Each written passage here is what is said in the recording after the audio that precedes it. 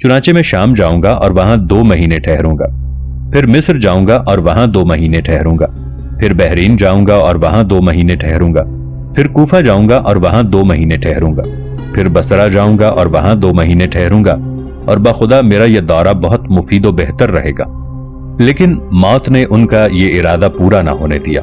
हजरत उमर रदियल्लाहु अन्हु का अदल आज तक ज़रबुल मिस्ल है, जिसकी वजह यह है कि वो अल्लाह के बंदों में सबसे ज्यादा अल्लाह और उसके हिसाब के डरने वाले थे, और लोगों पर हुकूमत करने में जिस बेलाग सूझबूझ, बारीक बीनी और मुहासबा नफ्स की जरूरत होती है उसे खूब जानते थे। एक दफा 2 झगड़ने वाले उनके पास आए तो फारूक आजम रदियल्लाहु अन्हु घुटनों के बल बैठ गए और फरमाया, या अल्लाह, इनके बारे में मुझे रोशनी अता फरमा। इनमें से हर एक मेरा दीन चाहता है, आदल कायम करने में, और वो अपने अजीजों के साथ कोई नरमी न बरतते थे। एक बार जब उन्होंने लोगों को किसी बात से रोकना चाहा तो अपने अहलो अयाल के पास गए और फरमाया, मैं किसी ऐसे शख्स को नहीं जानता जिसे मैंने किसी काम से रोका हो और फिर उसने वही काम किया हो, सिवाय उस शख्स के जिसे सजा देने में मुझसे कमजोरी जाहिर हुई हो। उनके साहिबजादे अब्दुर्रहमान मिस्र में थे। एक दिन उन्होंने अबू सुरा के साथ नबीद पी और उन पर नशा तारी हो गया। वो दोनों हजरत अम्र बिन आस रदियल्लाहु अन्हु के पास पहुंचे कि वो उन पर हद जारी करें। इब्ने आस रदियल्लाहु अन्हु कहते हैं कि मैंने उन्हें झड़क कर निकाल दिया। इस पर अब्दुर्रहमान रदियल्लाहु अन्हु बोले, अगर आपने हद जारी न की तो जब मैं वालिद के पास जाऊंगा ये बात उनसे कहूंगा। मैं जानता था कि अगर मैंने उन दोनों पर हद न लगाई तो उमर रदियल्लाहु अन्हु नाराज होंगे और मुझे माजूल कर देंगे, इसलिए मैं उन्हें लेकर घर के सहन में लाया और उन पर हद लगाई। अब्दुर्रहमान बिन उमर रदियल्लाहु अन्हु घर की कोठड़ी में घुस गए और अपना सर मुंडवाया। खुदा की कसम, इस वाक़े के मुतालिक मैंने उमर रदियल्लाहु अन्हु को एक हर्फ नहीं लिखा, यहां तक कि उनका ये खत मुझे मिला, अल्लाह के बंदे, अमीरुल मुमिनीन उमर की तरफ से आसी बिन आसी के नाम। इब्ने आस, तुम्हारी जुर्रत और बदहदी पर मुझे हैरत है और मैं तुम्हें माजूल करके छोड़ूंगा। तुमने अब्दुर्रहमान को अपने घर में ताजियाने लगाए और वहीं उसका सर मोड़ा, हालांकि तुम जानते थे कि यह काम मेरी मर्जी के खिलाफ कर रहे हो। अब्दुर्रहमान तुम्हारी राया का एक फर्द है, तुम्हें उसके साथ भी वही सुलूक करना चाहिए था जो तुम दूसरे मुसलमानों के साथ करते हो, लेकिन तुमने कहा वो अमीरुल मोमिनीन का बेटा है, हालांकि तुम्हें अच्छी तरह मालूम है कि मेरे नजदीक किसी शख्स से हक वसूल करने में रियायत और नरमी का कोई सवाल पैदा ही नहीं होता। जिस वक्त मेरा यह खत तुम्हारे पास पहुंचे उसी वक्त इसे एक ऊनी अबा पहनाओ और काठी पर बिठाकर फौरन मेरे पास भेज दो, ताकि वो अपनी बदकिरदारी की हकीकत से आगाह हो जाए। जैसा कि उनके वालिद ने कहा था, मैंने इसी तरह उन्हें भेज दिया और उमर रदियल्लाहु अन्हु को माजरत नामा लिखा कि मैंने उन्हें अपने घर के सहन में हद लगाई, और खुदा की कसम, जिससे बड़ी कोई कसम नहीं, मैं हर जम्मी और हर मुसलमान को अपने घर में ही हद लगाता हूँ। और ये खत हजरत अब्दुर्रहमान बिन उमर रदियल्लाहु अन्हु के हाथ रवाना कर दिया। अब्दुर्रहमान अपने वालिद के पास ले जाए गए। जब वो उनके सामने पहुंचे तो ऊनी अबा उनके जिस्म पर थी और सवारी की तकलीफ से वो चल न सकते थे। उनके वालिद ने पूछा, अब्दुर्रहमान, तुमने ये हरकत की है? अब्दुर्रहमान बिन औफ रदियल्लाहु अन्हु ने उनकी सिफारिश की और कहा, अमीरुल मोमिनीन, इन पर हद लगाई जा चुकी है। लेकिन हजरत उमर रदियल्लाहु अन्हु ने उनकी बात पर ध्यान न दिया और अब्दुर्रहमान बिन उमर रदियल्लाहु अन्हु चिल्लाने लगे, मैं बीमार हूं, आप मुझे कत्ल कर रहे हैं। रिवायत में है, इसके बावजूद हजरत उमर रदियल्लाहु अन्हु ने उन पर दोबारा हद लगवाई और उन्हें कैद करवा दिया। पहले वो बीमार हुए और फिर फौत हो गए। हजरत उमर रदियल्लाहु अन्हु का इंसाफ अमीरों हकीर और वाली और राइयत में कोई तमीज न करता था। इससे पहले हम गस्सानी अमीर जबला बिन अहम का किस्सा बयान कर चुके हैं कि हजरत उमर रदियल्लाहु अन्हु ने इससे एक बदवी का बदला किस तरह लेना चाहा था जिसे उस मगरूर अमीर ने मारा था। मोहम्मद बिन अम्र बिन आस रदियल्लाहु अन्हु ने एक मिस्री के ताजियाने मारे। वो मारते जाते थे और कहते जाते थे, ले, मैं बड़ों की औलाद हूं। हजरत अम्र बिन आस रदियल्लाहु अन्हु ने उस मिस्री को कैद कर दिया कि मबादा वो अमीरुल मोमिनीन रदियल्लाहु अन्हु से उनके बेटे की शिकायत कर दे। जब वो कैद से छूटा तो सीधा मदीने पहुंचा और हजरत उमर रदियल्लाहु अन्हु से शिकायत की। हजरत उमर रदियल्लाहु अन्हु ने उसे अपने पास ठहरा लिया और इब्ने आस रदियल्लाहु अन्हु और उनके बेटे को मिस्र से बुलाकर मजलिस क़िसास में तलब किया। जब दोनों बाप बेटे मजलिस क़िसास में पेश हुए तो हजरत उमर रदियल्लाहु अन्हु ने बुलंद आवाज में फरमाया, मिस्री कहाँ है? ले, ये दुर्रा और बड़ों की औलाद को मार। मिस्री ने मोहम्मद को दुर्रे मारने शुरू किए, यहां तक कि वो बेदम हो गए।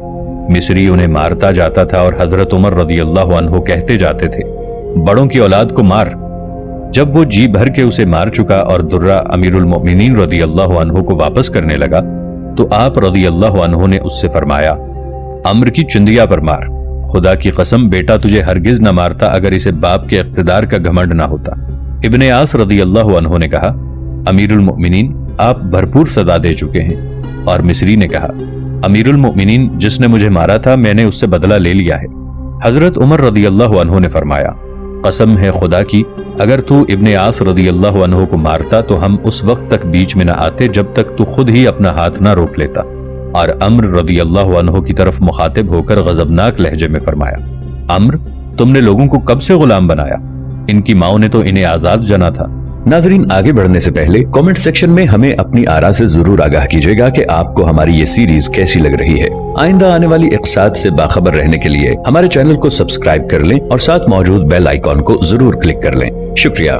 میری غرض یہ نہیں ہے کہ یہاں حضرت عمر رضی اللہ عنہ کے اس مرتبے پر تفصیلی نظر ڈالوں جو انہیں قاضی کی حیثیت سے حاصل تھا، اس لیے کہ اس باب میں ان کی تفصیلات بیان کرنے کا موقع نہیں ہے۔ ہم جو کچھ بتا چکے ہیں اس سے تو صرف یہ اشارہ کرنا مقصود ہے کہ حضرت عمر رضی اللہ عنہ عدل کے معاملے میں کتنی شدت اور اسے قائم کرنے میں کتنی نکتہ رسی سے کام لیتے تھے۔ وہ لوگوں کے درمیان جس قسم کی مساوات چاہتے تھے اس کا اندازہ ان کے اس قول سے کیا جا سکتا ہے جب دو شخص میرے پاس جھگڑتے ہوئے آتے ہیں تو میں اس کی پرواہ نہیں کرتا کہ برسر حق کون ہے۔ وہ اپنے رشتہ داروں سے اس لیے شدت برتتے تھے، اپنے عمال اور ان کے متعلقین سے اپنے اس یقین کے تحت سختی کا برتاؤ کرتے تھے کہ قوم کی عزت و آزادی اور شرف و بزرگی کی اگر کوئی راہ ہے تو صرف یہ کہ حاکم و محکوم، غنی و محتاج اور امیر و حقیر کے درمیان عادلانہ مساوات قائم کی جائے۔ والیوں کی ذمہ داریاں محکوموں کی ذمہ داریوں سے زیادہ ہوتی ہیں، اس لیے کہ اگر ان پر کوئی روک ٹوک کرنے والا نہ ہو تو حکومت کا نشہ انہیں جبر و استبداد کے غرور میں مبتلا کر دیتا ہے۔ فاروق اعظم رضی اللہ عنہ کا قول ہے عوام میں اس وقت تک ٹیڑھ پیدا نہیں ہوتی جب تک ان کے پیشوا اور رہنما ان سے سیدھے رہتے ہیں۔ ایک اور جگہ حضرت عمر رضی اللہ عنہ فرماتے ہیں جب تک رائی اللہ کی راہ میں چلتا رہتا ہے رعایا اس کے پیچھے پیچھے چلتی ہے، لیکن جہاں اس نے پاؤں پھیلائے رعایا اس سے پہلے پاؤں پھیلا دیتی ہے۔ اسی لیے جو حیثیت وہ رعایا کے مقابلے میں عمال کی سمجھتے تھے وہی حیثیت عمال کے مقابلے میں اپنی سمجھتے تھے، یعنی جس طرح عامل اپنے محکوموں کا ذمہ دار تھا اسی طرح وہ اپنے عمال کے ذمہ دار تھے۔ بس اگر عمال اپنی رعایا پر ظلم کریں تو ان سے بھی اسی طرح بدلہ لیا جانا چاہیے جس طرح مدینے کے ایک عام آدمی سے جو کسی پر ظلم کرے لیا جاتا ہے۔ ذمہ داری کے احساس کو حضرت عمر رضی اللہ عنہ نے اپنے اس فقرے میں واضح کیا ہے۔ اگر کوئی عامل کسی کو ہدف ستم بنائے اور اس کی اطلاع مجھ تک پہنچ جائے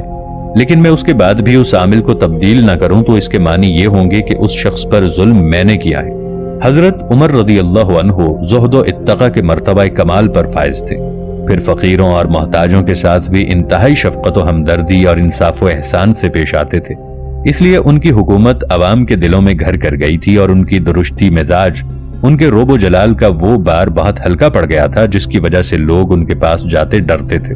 واقعہ یہ ہے کہ اگر فاروق اعظم رضی اللہ عنہ میں غیر معمولی دبدبہ و جلال نہ ہوتا تو حاجت مند حاضر ہوتے اور بارگاہ فاروقی سے ان کی ضرورتیں پوری ہو جاتی۔ اپنی درستی مزاج کے تحت حضرت عمر رضی اللہ عنہ درہ لے کر مدینے کے گشت فرماتے تھے کہ جہاں کوئی جماعت کے مروجہ آداب و اخلاق کی خلاف ورزی کرتا نظر آئے چھوٹے بڑے کا لحاظ کیے بغیر اس کی تعدیب کریں۔ اس درے نے لوگوں کے دلوں میں اور بھی ان کی ہیبت بٹھا دی تھی اور وہ ان کے انصاف و احسان اور شفقت و ہمدردی کا یقین رکھتے ہوئے بھی ان سے کانپتے تھے۔ ایک دفعہ حضرت علی رضی اللہ عنہ، حضرت عثمان رضی اللہ عنہ، حضرت طلحہ رضی اللہ عنہ، حضرت زبیر رضی اللہ عنہ، حضرت عبد الرحمن بن عوف رضی اللہ عنہ اور حضرت سعد بن ابی وقاص رضی اللہ عنہ کہیں جمع ہوئے۔ حضرت عبد الرحمن رضی اللہ عنہ ان سب میں نسبتاً حضرت عمر رضی اللہ عنہ سے بے تکلف تھے، اس لیے ان حضرات نے ان سے کہا عبد الرحمن امیر المؤمنین سے لوگوں کی سفارش کرو۔ ایک شخص ان کے پاس حاجت لے کر جاتا ہے لیکن ہیبت اس کی زبان پکڑ لیتی ہے اور بغیر کچھ کہے سنے واپس آ جاتا ہے، اس بیچارے کی حاجت پوری نہیں ہوتی۔ حضرت عبد الرحمن رضی اللہ عنہ فاروق اعظم رضی اللہ عنہ کے پاس پہنچے اور کہا امیر المؤمنین لوگوں سے نرمی اختیار فرمائیے، آنے والا آپ کے پاس آتا ہے لیکن آپ کی ہیبت اس کے ہونٹ سی دیتی ہے، اور وہ اپنی حاجت کا اظہار کیے بغیر ناکام واپس ہو جاتا ہے۔ حضرت عمر رضی اللہ عنہ نے فرمایا، تمہیں خدا کی قسم ہے عبد الرحمن، کیا علی، عثمان، زبیر اور سعد نے تم سے یہ بات کہلوائی ہے؟ ابن عوف رضی اللہ عنہ نے کہا، بخدا یہی بات ہے۔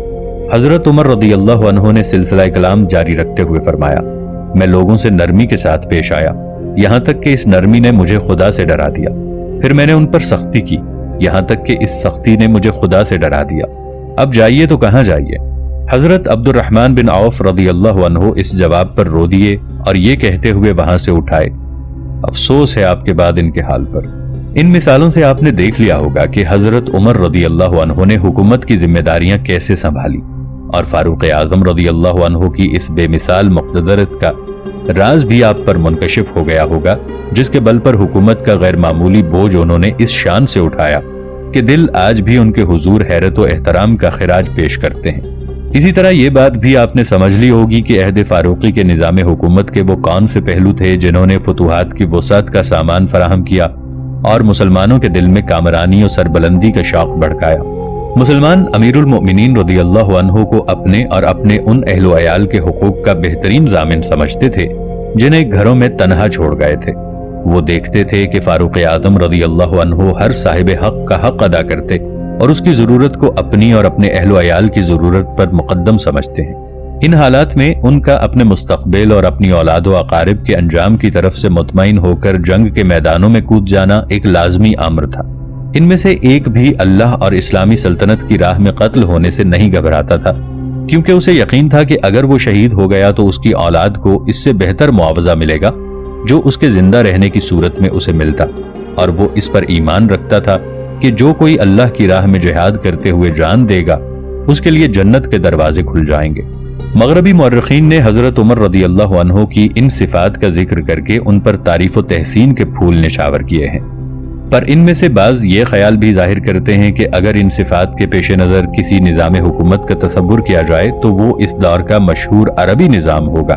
جو قبائلی نظام سے مکمل مشابہت رکھتا تھا۔ قبائلی نظام میں حکومت کا تاج اس شخص کے سر پر رکھا جاتا تھا جو اپنے قوت سے اپنے قبیلے کے حامیوں کو حفاظت و سیاست کے بازوؤں میں سمیٹ کر، یا دور اندیشی سے اپنے قبیلے کا انتظام چلا کر، یا حسن تدبر سے اپنے قبیلے کے تعلقات دوسرے قبائل سے استوار کر کے دوسروں پر اپنی مزیت اور فوقیت ثابت کر دیتا تھا۔ چنانچہ اقتدار کی تمام کنجیاں حضرت عمر رضی اللہ عنہ کی طرح قبیلے کے سردار کے ہاتھ میں ہوتی تھی۔ یہ سردار رواج سے اپنا قانون بناتا تھا اور اس قانون کی بنیاد پر اپنے قبیلے کے درمیان قصاص یا دیت کا فیصلہ کرتا تھا، بلکہ جب کسی دوسرے قبیلے کا کوئی مظلوم یا اس کا وارث اس سردار کے پاس دعویٰ لے کر آتا تھا کہ آپ کے قبیلے کے فلاں آدمی نے مجھ پر ظلم کیا ہے، تو اس کے خون بہا یا قصاص کا فیصلہ اسی قانون کے تحت کیا جاتا تھا۔ ان مورخین کا کہنا ہے کہ قرآن نے اس رواج کی تنظیم و تہذیب تو کی جس سے عرب مانوس تھے، لیکن عربوں کو اس نظام کے دائرے سے باہر نہ نکالا جس پر وہ پہلے سے عمل پیرا تھے۔ اس معنی کو حضرت عمر رضی اللہ عنہ اور ان سے پہلے حضرت ابو بکر رضی اللہ عنہ کی حکومت اس عربی نظام پر قائم تھی اور اس کے اصول و قواعد سے متجاوز نہ ہوئی تھی۔ چنانچہ یہ دونوں حکومتیں، حکومت صدیقی اور حکومت فاروقی، اس متمدن نظام کے مقابلے میں جو ان دنوں ایران و روم میں رائج تھا، بدوی نظام سے قریب تر تھی۔ اس میں شک نہیں کہ حضرت ابو بکر رضی اللہ عنہ کی حکومت خالص عربی حکومت تھی جو روم و ایران کے نظاموں سے نہ زیادہ متاثر ہوئی اور نہ کم، اور اسی لیے وہ اس بدوی نظام کی طرح سادہ تھی جو ان دنوں جزیرہ نمائے عرب کے اکثر گوشوں میں رائج تھا۔ لیکن یہ حکومت اپنی تمام تر سادگی کے باوجود عہد رسالت کو عہد سلطنت سے ملانے والی ایک مضبوط کڑی اور اس نظام کی فطری پیش رفت تھی جو عہد رسالت ہی میں ابھرنا شروع ہو گیا تھا۔ جس وقت رسول اللہ صلی اللہ علیہ وآلہ وسلم نے مدینے میں نزول اجلال فرمایا ہے، عرب کے دوسرے علاقوں کی طرح وہاں بھی ایسے قبائل آباد تھے جو اپنے اوپر کسی دوسرے قبیلے کا اقتدار تسلیم نہ کرتے تھے۔ اس لیے کبھی تو اوس اور خزرج میں کشت و خون کا بازار گرم ہو جاتا اور کبھی مدینے کے عربوں اور یہودیوں میں جنگ کے شعلے بھڑکنے لگتے، اور جب تک کوئی بیرونی خطرہ ہی انہیں اچانک آ کر گھیر نہ لیتا، باہمی اتفاق و اتحاد کی کوئی صورت پیدا نہ ہوتی۔ لیکن جب رسول اللہ صلی اللہ علیہ وآلہ وسلم نے مدینے میں قیام فرما کر پہلے مہاجرین و انصار میں مواخات قائم کی اور اس کے بعد یہودیوں کو وہاں سے نکال دیا، تو بطون و قبائل کے تمام تفرقے مٹ گئے اور مدینہ اس یکجہتی کے بعد ایک ایسی مدنی وحدت میں تبدیل ہو گیا جس کی شریعت قرآن تھا اور جس کے فرمانروا رسول اللہ صلی اللہ علیہ وآلہ وسلم۔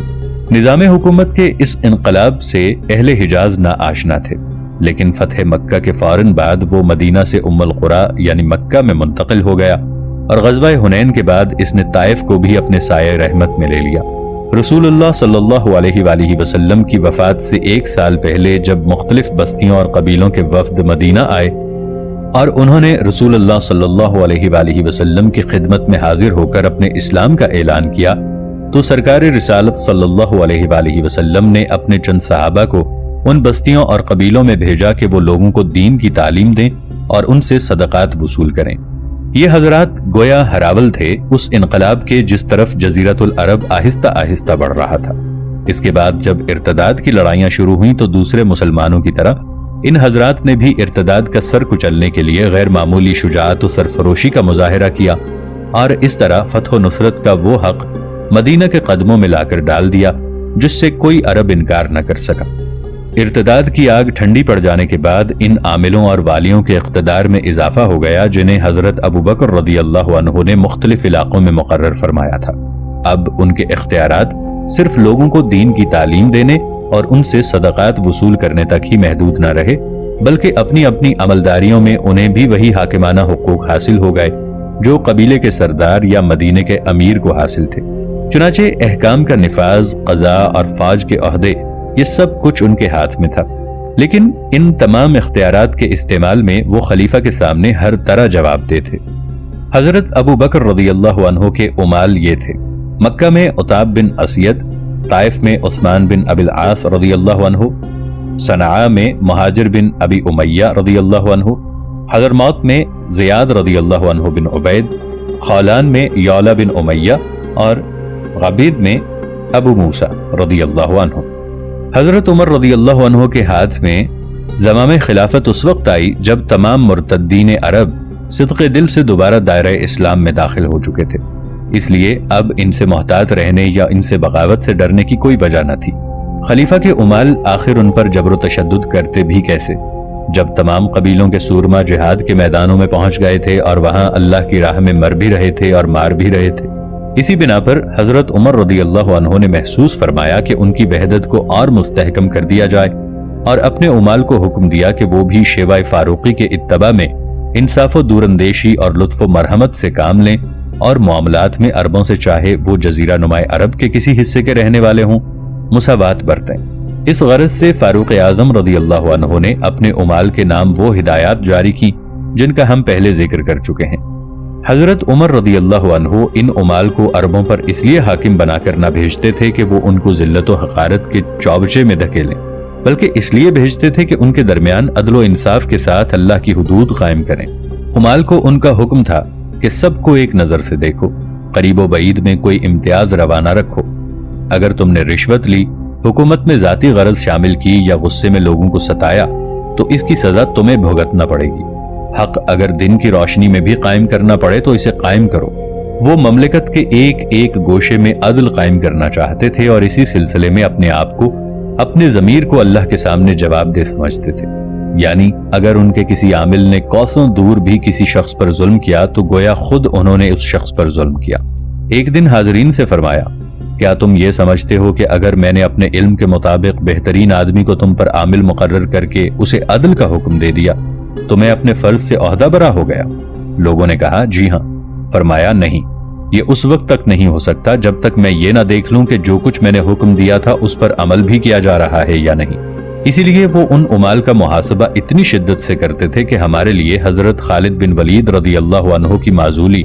اور حضرت عمرو بن عاص رضی اللہ عنہ کے مال کی تقسیم اس کی بہترین مثالیں ہیں۔ روایات میں حضرت عمر رضی اللہ عنہ کے اس شدید محاسبے سے متعلق بعض ایسے واقعات ملتے ہیں جن پر یقین کرتے ہوئے لوگ ہچکچاتے ہیں۔ کہا جاتا ہے کہ حضرت ابو عبیدہ رضی اللہ عنہ نے شام میں اپنے اہل و عیال کے لیے راحت و فراغت کے سامان فراہم کر لیے تھے۔ حضرت عمر رضی اللہ عنہ کو اس کی اطلاع ملی تو ان کے مشاہرے میں کمی کر دی، یہاں تک کہ امین الامت رضی اللہ عنہ کی رنگت بگڑ گئی، کپڑوں کی حیثیت بدل گئی اور حالت تباہ ہو گئی۔ हजरत उमर रदियल्लाहु अन्हु को जब ये हाल मालूम हुआ तो फरमाया, अल्लाह अबू उबैदा रदियल्लाहु अन्हु पर रहम करे। उन्होंने बड़े सब्र व तकवा से काम लिया और उनकी तनख्वाह बहाल कर दी।